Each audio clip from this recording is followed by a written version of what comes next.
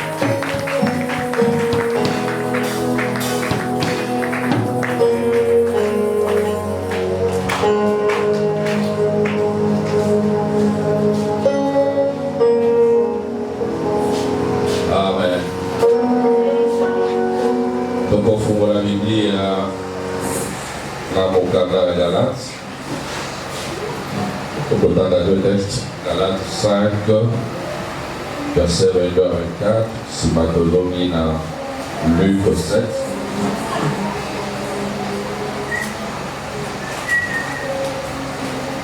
Galates 5, verset 22 à 24, on a pourtant dans la français, il y a là ce qui est animé. Mais le fruit de l'esprit, c'est l'amour, la joie, la paix, la patience, la bonté, la bénignité, la fidélité, la douceur, la tempérance. La loi n'est pas contre ces choses. Ceux qui sont à Jésus-Christ ont crucifié la chair avec ses passions et ses désirs. Amen. Donc, il a Luc chapitre 7.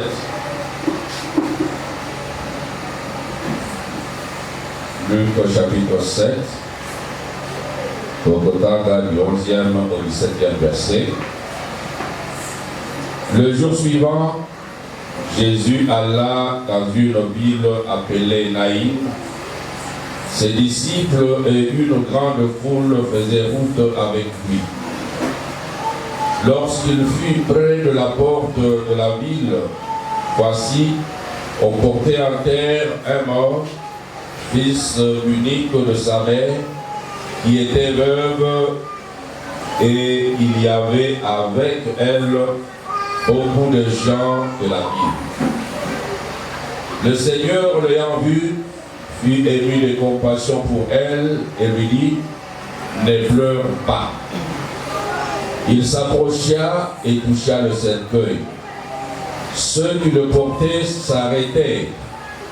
Il dit, jeune homme, je te le dis, lève-toi. Et le mort s'assit et se mit à parler. Jésus le rendit à sa mère.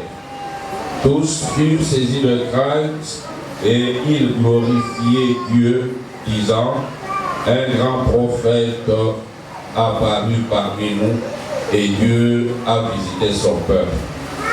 Cette parole de Jésus se répandit dans toute la Judée et dans tout le pays d'alentour. Amen. Vandi basi nasigala tulete wangana Mungu.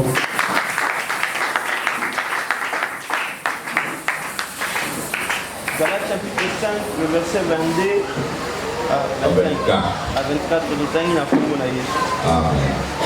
Kasi muma ya molimo ezali bolingo esengo kimia kokanga motema kosalisana kosala bolamu bosolo boboto mpe komibatela mpona makambo ya ndenge oyo mibeko ezali te. Ba oyo bazali bato ya Kristo basila kobaka nzoto elongo na bamposa na yango mpe bilukia nyonso. Amen. Amen. Luc chapitre 7, verset 11 à 17. Luc chapitre 7, le verset 11 à 17, totangi na fungo na Yesu.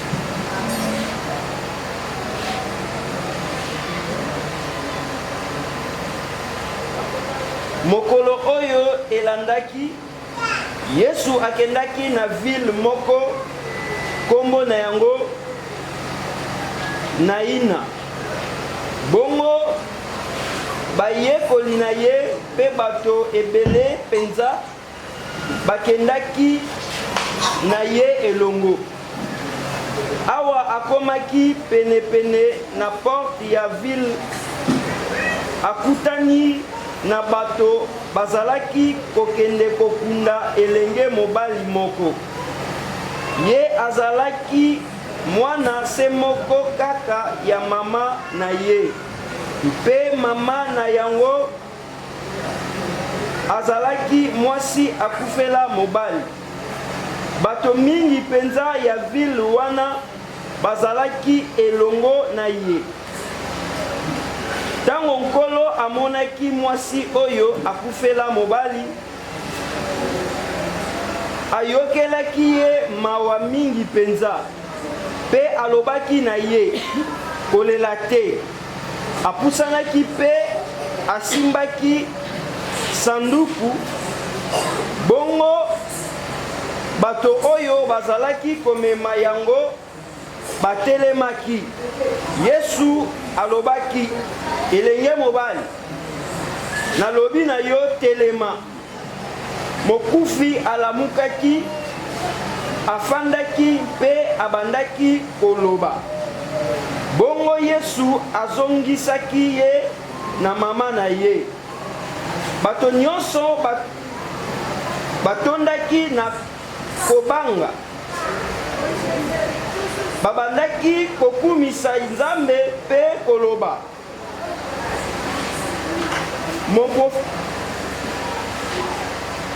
Mon profeta monene abimi kati na biso. Pe Nzambe aye kosalisa bato na ye. Amen. Tozali okoba na tera biso. Tozali na niveau ya kolobela moko na héritage oyo ezali ya biso kasi na Yesu. Ezali nde nguya.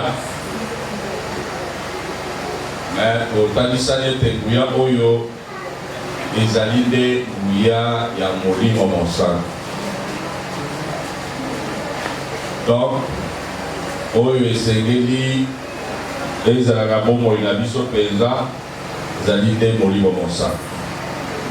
Soki Molimo Mosantu azali na biso, ye nde akomema kati na biso nguya na ye.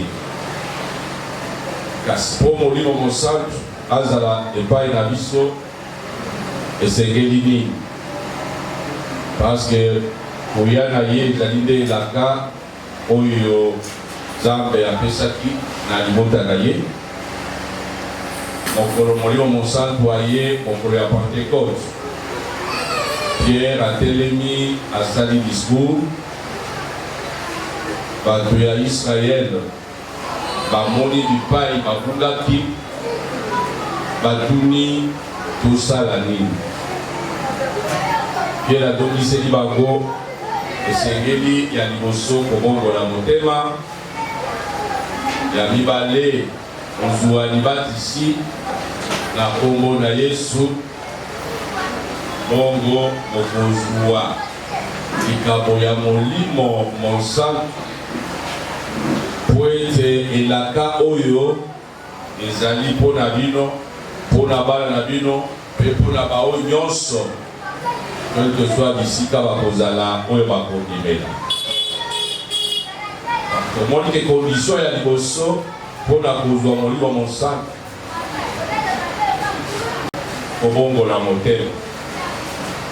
Tala ntina totalisanaki ete likambo ya kobongola motema parce tozali kondimaka biso lokola tozali ba Kristo. Kolandisa Romain 8:9 tozali na molimo na Nzambe. Amen. Donc ebele kati na biso bazongaka kokanisa ete tosi tozwa molimo mosantu tobongola motema. Mais toluki na cadre ya mateya oyo tozali kolinga eza na pratique kotalisa na ete likambo ya kobongola motema ekoki kozala likambo ya mokolo moko te. Esengeli ezala likambo ya na biso ya mokolo na mokolo.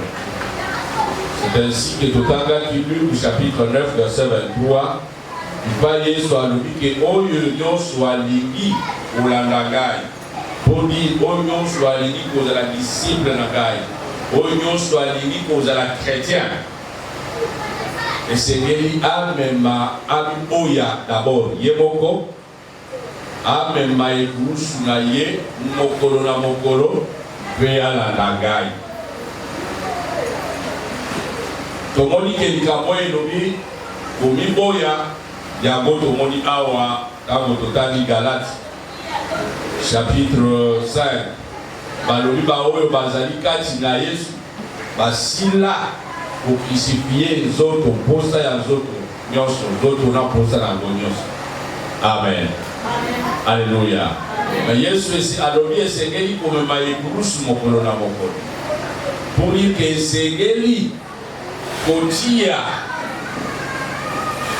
nzoto na biso to mposa ya nzoto na biso mokolo na mokolo. Nous devons nous remettre en cause kotala lolenge tozali kotambola.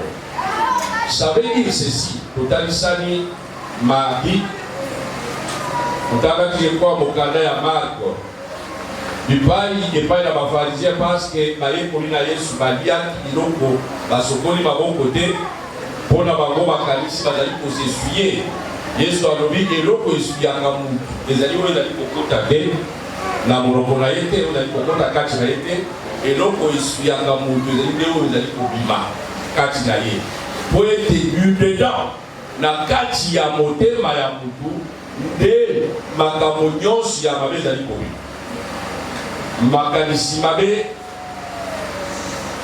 posa ya mabe, kobomana, koyiba, kosoto nyonso.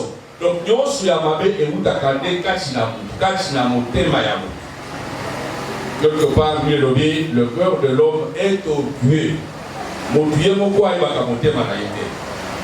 Motema ya mutu ezalaka déjà mabe. C'est ainsi totalisanaki na kotanga Psaume chapitre 51 verset 7 bipai wapi David azali koyebisa Nzambe na kotubela na ye nsima ya lisumu na ye alobi ete zemi oyo esala ye na libumu ya mama na ye esalamaki na iniquité mpe abotami na lisumu. Totalisa ete lisumu ezalaka epai na mutu nyonso. Ata mwana oyo azali na zemi sikoyo, mama azali na zemi, ye azali nanu na zemi ya mama azali déjà na lisumu kati na ye. C'est ainsi que oyo tobengaka parfois lisumu, moto ayini tolobi lisumu, moto afini bato tolobi lisumu, moto akosi tolobi lisumu, moto abomi tolobi lisumu. Oui, ezali lisumu, mais ezali lisumu conséquence ya vrai lisumu oyo ezali de kati na ye, oyo ezali de kati na motema na ye. Moto oyo ozali kofinga to kochola parce que ye azali moyibi, yeba ete moyibi ezalaka mpe kati na yo. Sauf que epai na yo, si ce n'est pas moyibi nde emonisami ntango mosusu lokuta nde ezali kati na yo. Donc motu nyonso azalaka mosumu. Différence na biso bakretien na bato mosusu ezalaka ete nous sommes des pécheurs graciés, de pécheurs oyo balimbisama, oyo ayebi nanu nzambe te, azali mosumu ki azwa nanu kolimbisi te. La différence biso na bango yango wana. Donc kolimbisama na biso parce que toya epai na Yesu, tobongola motema oyo baye kati na Yesu, bango basila kotia nzoto na bango na ekulusu. Ça veut dire posa na nzoto na bango, ça veut dire chair na bango ou nature adamique ekufaki na Yesu ntango akufaki na ekulusu. Amen. Alléluia. Yesu akundami pe Yesu asekwi. Kokufa na ekulusu ya Yesu, kokufi na ye na ekulusu. Ntango akundami, tokundami na ye. Ntango asekwi, tosekwi na ye, mais dans ce qu'on appelle la nouveauté de vie. Pour dire que mutu ya kala atikali na kunda. C'est cela, oyo balobi, tosila kotia nzoto na biso na ekulusu, nous devons maintenir cette nature-là. Nakunda. Nous devons le maintenir. Totika yango ebima lisusu te. Etika la kuna libela, c'est cela comme maïkous la biso au jour le jour. Nous devons nous remettre en cause. Pour être nature wana eyeba komonisa mate eyeba kosala te. Kosala na yango nde oyo babengi misala na nzoto. Amen. Alléluia. Mokanda kotangi Galate pour dans le chapitre 5 verset 22 et lobi mais pourquoi? Parce qu'au départ basaliniste ya misala na nzoto. Dans verset 19 Paul a dit ici misala na nzoto oyo abengi les œuvres de la chair. Si manakotanga œuvre de la chair en opposition il y a œuvre oyo ici ce qu'il appelle le fruit de l'esprit. Amen. Atia opposition katina. C'est ce qu'il y a à nous. Ce qui ont dit dans verset 16, je crois, à l'objet que katina mutu misala ya nzoto na molimo etenemelani ezali kobunda katina. Donc ce qui nous est demandé, c'est de marcher selon l'esprit. Donc autant la kolakisa molimo soki to maintenir misala ya nzoto na kunda. Totiki yango ko s'exprimer te topekisi yango ko s'exprimer na bombo ya biso. To maintenir yango kuna de telle sorte que kaka oyo ya molimo emonisa. Amen. Alléluia. Donc vous comprenez que azali kolobela les œuvres, mais pour l'esprit il parle du fruit. Pour dire, quand on parle du fruit, on veut parler d'une vie. Les œuvres de la chair, ezali oyo ezali nature nanga ya bobo, nature no ya bobo. Makambo ezala kana nyos. Tout ça se trouve dans chaque homme. Oyo batangiwa. Mais le fruit, ça montre qu'il y a une vie. On parle du fruit quand il y a une plante, pour parler d'une vie. Le fruit, on va dire que c'est la vie qui vient d'ailleurs. Amen. Alléluia. Oyo ezali abisote mais ezali koute pa yosusu. Cette vie-là, c'est la présence du Saint-Esprit à nous. Le fruit de l'Esprit ou la manifestation de l'Esprit. Ezali comment nous samaloneke nini atangi makambo nyonso wana. L'amour, la paix, la joie, la bienveillance, la tempérance. yango nde signe ezali kotalisa ke mutu oyo azali na molimo mosala. Je l'ai dit, attention, tokolobela, bien sûr, sur tokolobela les dons de l'esprit. Mais nous avons préféré Simaya Misala, Yanzoto, Tolobela, le fruit. Le fruit de l'esprit, tout comme les dons de l'esprit, yon somi bale, ezali kotalisa nde tolobalolenge nini, kokende na biso na kose ressemble kokana na Kristo. To kotalisa na biso ya bomo ya Kristo kati na biso. Fruit ezali kotalisa nde caractère ya Kristo. Maturité oyo etalisami epai na mutu azali na Kristo kati na ye.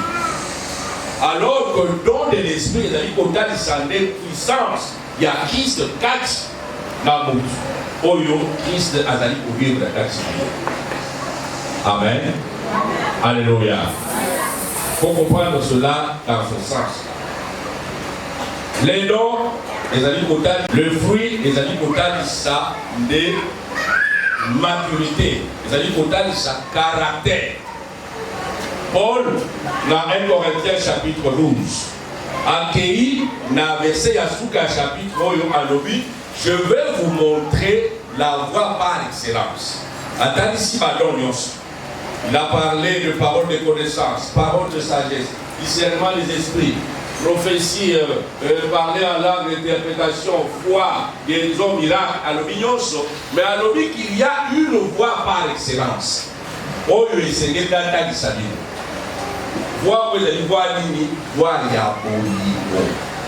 Amen. Alléluia. Voie de l'amour ou charité. Les amis, voie par excellence. Parce qu'à l'objet, je peux avoir ma camonion sur la molimo, mais ce qui molimo est à l'égalité, ma camono est à la valeur. Je peux avoir la foi, il y a pour déplacer ma montagne, mais ce qui, sous ma semaine, il y a condiment est à l'égalité, est à mon côté. Amen. Nakoki même kopesa biloko na ngai nyonso na ngai moko mpe batumba ngai mais soki ezali na molingo contre que je peux faire misala ya kokaba alors que molingo ezali te. Amen. Donc il nous montre la voie par excellence. C'est quelle voie? C'est la voie de l'amour. Et cette voie de l'amour, yango nde azali kotalisa biso kati na mokanda ya Galate quand il dit le fruit de l'esprit. Lisez bien dans vos Bibles. Batangia monyoso, ma bénignité, ma bonté, ma tempérance, ma joie, ma amour, ma nyonso atali ma paix. Mais il ne dit pas les fruits au pluriel. Il parle du fruit, le fruit au singulier. Un fruit. Amen. Amen. Alléluia. Amen. Et quand il dit le fruit de l'esprit, c'est l'amour. Donc cela, Mbumba ya molimo, abadila koloba ezali ndego. Mbumba ya molimo ezali bolingo, parce que nous l'avons vu ensemble ici, que bolingo nde eloko ya liboso, oyo ezali kokota kati na biso tango tozali kozwa molimo na Nzambe. On avait vu ensemble Romains chapitre 5, verset 5. Amen. Tango molimo na Nzambe azali koya epai na biso, eloko ya liboso azali kokotisa kati na biso, na mitema na biso, c'est l'amour. C'est l'amour, bolingo nde. Parce que molimo azali koya, molimo azali Nzambe. Amen. Amen. Et Nzambe oyo le dit, Dieu est amour. Amen. Amen. Donc, oyo ezali kokota kati na biso, c'est premièrement l'amour. Les dons de l'esprit et Koki Kokos. Amen. Amen. Alléluia. Amen. On s'est dit, moi, Satan azali capable ya kosala. Satan a compris ça va bien. Satan a compris kosala, ce qu'on peut appeler entre guillemets de prophétie. quand ils font la divination, c'est une prophétie. À quoi qu'ils sont à Cambouébélé. Dans le bas qui m'a remarqué, exemple, où il va faire ça, il va pas mon quelqu'un qui est capable, il y a un pays et pas il a eu, on va dire, avec les yo, tata, on va dire, on va calailler, abîmer avant de vous se regarder. Va dire, papa, ça existe, ça existe. Il y a beaucoup, et ça va pour pourquoi ça handicap, tout là, pour la éviter. Azali capable au pays avec ceux qui ont l'idée sur le lac au Nayo, maman Nayo, ceux qui n'ont pas le pouvoir si à faire avec les ayons les yeux pensa avant de vous regarder. Donc le diable azali capable, il y a pour ça la makambo, il y a pour kambo ya minene. Mais ce que le diable ne fera jamais, le diable n'aimera jamais. Amen. Bolingo de Satana Koudika la Koutaramote. Même quand tu fais semblant, au pays, avec qui sont la malade, on a dit que c'est un mensonge. Le Satan, le diable, fait ce qu'on appelle la compensation. Après, si on a le mot permobali, à boto dans le mot permobali. Avec qui sont malades, côté Oyo, mais il va créer un problème sur la libote, dans le la bombe de Nayo. Oyo, Oyo, ma source dans le côté. Il ne verra pas du tout contact. C'est peut-être des années après, une année, 2 ans, 3 ans après, de telle sorte que dans le d'après au Sadema, tu n'auras jamais l'idée à quoi il va gagner et ça dit conséquences. Il y a des zones à voir qu'il n'y a pas de c'est ça le diable. Il ne donne jamais, quelque part il n'a rien à donner. Ça n'a rien à donner. Ah, ça n'a rien à donner. Il n'a rien. Tout ce qu'il fait, il n'est que le père de mensonge, ce n'est qu'un menteur. Amen. Amen. Donc, nous devons comprendre le fruit, le fruit toloba oyo nyonso ezali kati na amour kokolobelaka moko et toi introduire sur l'amour on va encore parler de l'amour dimanche et après on verra dès que tu veux qu'on va prendre l'amour nyonso etikali pour te comprendre quelque chose. Le fruit de l'esprit c'est l'amour. Totalisanaki mokolo ya mardi lisusu pour comprendre que oyo polo azali awa liste oyo ya molimo polo azali kotalisa biso en quelque sorte ce qu'on peut appeler aujourd'hui la morale chrétienne. Amen. Alléluia. Morale de l'égénie chrétienne c'est à vivre. Parce qu'au fond, vie à chrétien c'est la kayaye de susciter. Ce même Paul dit dans Galates chapitre 2 verset 20. Na kufana Christ, na sekwana ye, soki na zali na bomo ilelo, ce n'est plus moi qui vis, mais c'est Christ qui vit en moi. Amen. Amen. J'aimerais qu'on lise ce verset, Galates chapitre 2 verset 20. Qu'on le relise. Très bien. Et souligné par certains versets. Il faut comprendre que vie à chrétien est différente de la vie à construire. Dans Galates chapitre 2 verset 20.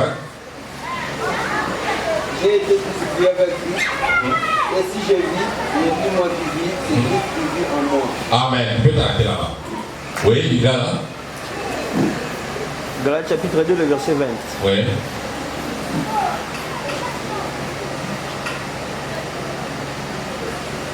Oui, 2, 20. Galates chapitre 2. Basi babakaka ngai na ekulusu. Elongo na Kristo. Mpe nazali na bomoi te kasi Kristo nde moto azali na bomoi kati na ngai. Amen. Alléluia. Donc, arriver à comprendre cela. Chrétien, c'est ça qu'on dit souvent que christianisme, ce n'est pas une religion comme le judaïsme, comme l'islam, comme le bouddhisme, comme l'autre. Non. Le christianisme, c'est une vie. C'est différent. Christianisme, c'est-à-dire Christ azali pour vivre kati na ngai. Chrétien doit comprendre, un chrétien doit comprendre que être chrétien, c'est être un tabernacle, c'est être un temple. Amen. Oyo Nzambe avandi kati na yo. Nzambe azali pour vivre kati na yo. Il faut c'est très important. Nzambe azali pour vivre kati na yo. Donc nazali pour vivre, pour lui, nazali pour vivre, nazali sous ngai. Parce qu'il y a un moment, et si il y a un coup, il y a un social, et bakamaka na ekurusu etiamaka na ekurusu chere na ngai ekundamaka na c'est quoi soki nazali na bomoi lelo ezali lisusu ngai mutu nazali kovivre ngai oyo nayibalaka kala wana te kati na ngai lelo Christ nde azali kovivre donc bomoi na ngai ezali nde Christ. C'est dans ce sens-là que vous comprendrez quand on dit le fruit de l'esprit, on dit le don de l'esprit. Donc c'est le Christ qui s'exprime en moi. Ce n'est plus moi qui vis. Amen. Alléluia. C'est très important. C'est ça le christianisme. C'est ça être chrétien. Être chrétien, elingi koloba kozala mutu oyo Christ azali kohabite kati na ye. Mutu oyo Christ azali kovivre kati na ye. Alors, parce que Christ azali kovivre kati na nga, Christ akomonisa malolenge nini par oyo. C'est ça ce qui fait que chrétien azali bomoi na ye ezali élevé. Ezali lolenge kozali supérieur par rapport ya bato oyo bayebi nzambe te. Yango tolobaki que ezali koconstruire morale chrétienne parce que première morale niveau ya liboso ya morale toyebi ezali morale oyo ya interdit. Tu ne feras pas ça, tu ne feras pas ça. C'est ça la loi. On te donne les 10 commandements. On te dit koyiba te, kokosa te, koboma te, korula te. Tout ça c'est extérieur à toi. Amen. Alléluia. On te le dit. T'as pour vivre, pour ça la boyauté, pour ça la boyauté, pour ça la boyauté. C'est le niveau. Il y a l'imoso, il y a moral. Niveau il y a mibale.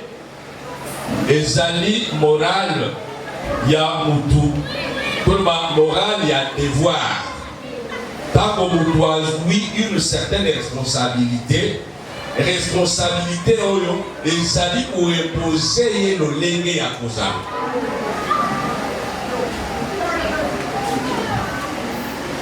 mpona zala malamu tozala toconstruire société oyo ezali ordonnée esengeli esika droit na ngai ezali aussi na considérer que ya ngai droit esengeli esuka esika droit ya moninga ebati. Et cela m'impose un devoir. Amen. Alléluia. Alors je dois vivre. Et souvent à un responsable, mon combien responsable, on dit toujours, on fait appel à votre sens du devoir, à votre sens des responsabilités. Ça veut dire qu'on ne peut pas t'imposer des choses, mais on te dit, on sait que tu es responsable. Parce que tu es responsable, on y a bien l'autre, c'est responsable. Donc, une responsabilité d'ailleurs, ezali koimposer yo lolenge ya kozala oyo ezali kosala une certaine morale na yo par rapport ya société oyo molingi to olingi bokoka kozala kovivre kati na yo. Amen. Alléluia. Mais nyonso wana généralement soki tolobi libeko moto moko atikala kokisa mobeko te. Et d'ailleurs, l'enseignement nous dit, Zambé appelle ça Mobeko pour nous comprendre qu'Azali capable de faire. Pour nous comprendre qu'Azali nous sommes qui, parce qu'à vous savez pour côté là. Tant que nous comprendre qu'Azali nous sommes qui est à Koluka, Azwa Lobiko, à Koluka Zam, pour être Azwa Lobiko pour Taïpa et Zam. C'est ça la raison d'être de la loi. Zambé a dit que nous savons. Mais c'est que nous devons comprendre qu'Azali nous sommes. Pour comprendre que nous sommes qui n'est pas au Mekako qui s'ayango aux autres côtés. On est dit dans Romains chapitre 7, Gaï nous sommes Gaï Oyo Mutagawa, Nani Akobi qui s'agaille dans zone Oyo. Amen. Alléluia. Ce qui est dit là-bas, Mabe Oyo, Nazali Koboya Kosala, Yagone Nazali Kosala. Parce que dans Moutou, je l'ai dit, dans Moutou, C'est-à-dire que soki mutu na bomutu na ye azali koluka kosala bolamu akosala yango te akomimona kaka kosala mabe mabe oyo nazali koboya yango nde nazali kosala. C'est ça situation yango. Pourquoi? Parce que na mutu ya ce qu'on appelle la loi du péché. Mutu azali soumis na loi wana moyen asala bolamu ezali te parce que bolamu ezalaka kati ya mutu te. Amen. Alléluia. Zambé azali koya au secours na biso. Vous savez, on a dit ceux qui n'ont vu papier, nasali boy, esali ni. Esali ni. Ceux qui n'ont avancé, esali ni. Est-ce qu'on peut sauter le ballon au pays du Golo boy? Pourquoi? Pourquoi on peut Il y a une force qui a présenté un gouvernement. Oui. Il y a une force qui a présenté un gouvernement. Parce qu'il y a une loi, la loi de la pesanteur.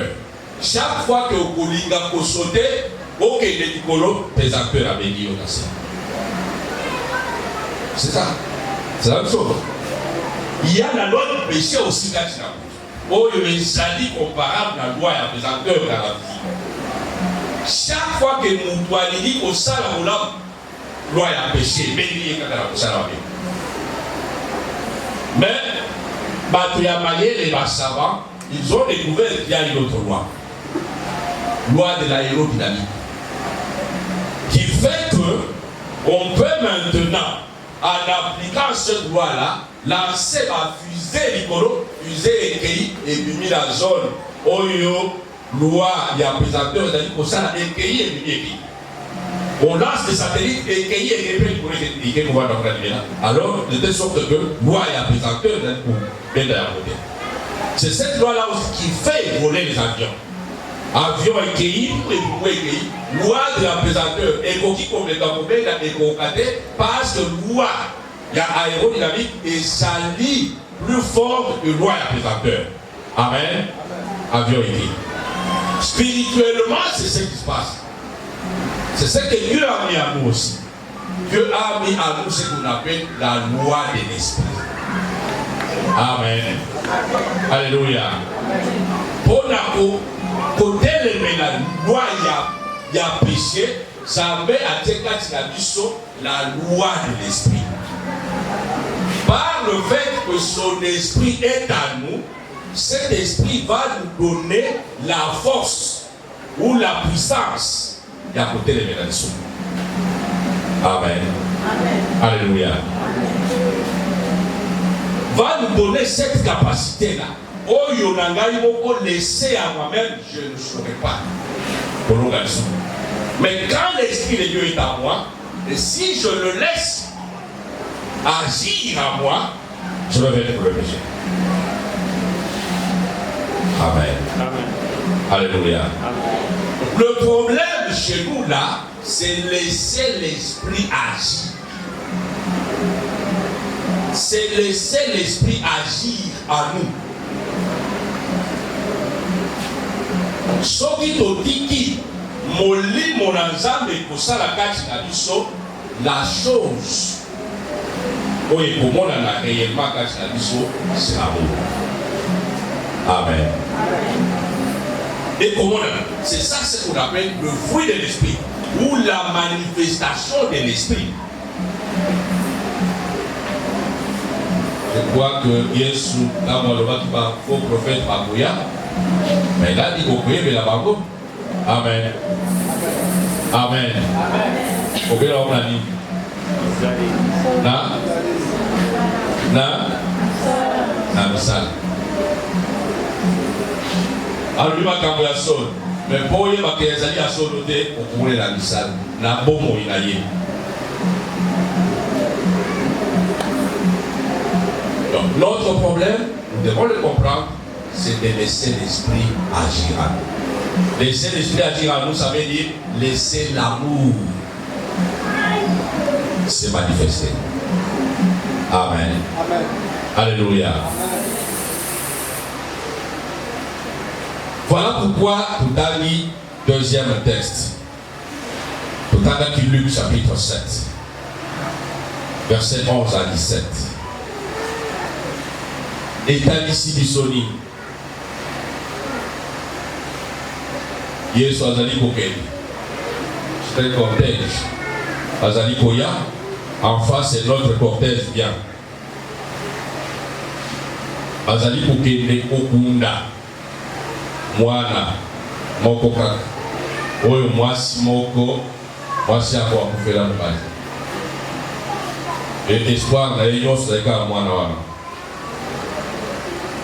Jamais na sergei azali kokende kokunda. Mais akutani cortège ya liwa ekutani na cortège ya bomoi. Amen. Ba cortège ba ekutani. Na lisolo balobi tango e monani boye Yesu akei ayebisi mama ya mwana oyo kolela te. D'abord il était ému de compassion. Azui motema ya mawa pona mama oyo. Akei pa inaye ayebisi ye kolela te. Accueillir pas il a cercueil, asimi cercueil. Fugoli alobina mwana oyo atele. Eloko totangeli mokanda oyo ezali po totalisana oyo na lobaki la fois passée.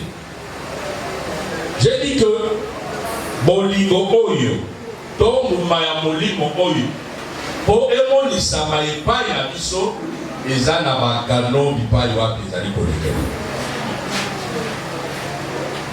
Nde banzela oyo ngai na yo esengeli tokoka mpe kokontrole chaque jour. Soki tolingi komiti en cause toyeba lolenge tosali au jour le jour pour fonctionner